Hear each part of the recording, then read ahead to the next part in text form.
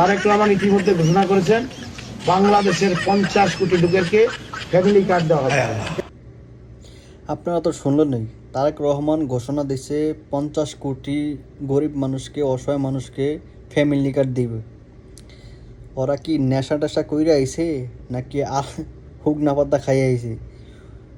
এদের মতন অশিক্ষিত লেগা আজকা এই বিএনপির আজকে এই দশা, বুঝছেন?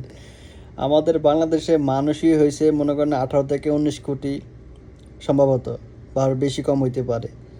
আর তারেক রহমান ঘোষণা দিছে বিলে 50 কোটি মানুষকে ফ্যামিলি কার্ড দিবে। এই শালারা যে কি খায়া বড় হয়েছে আল্লাহ মাহমুদে জানে। কি বলবো ভাই, বলার মতন আমার আর কিছু নাই। ঠিক আছে, আপনারা ভিডিওটা এনজয় করেন। আস্তাগফিরুল্লাহ, এদেরকে নিয়ে আজ বিএনপির লোক কই যাইব আমার বলার কিছু নাই ভাই।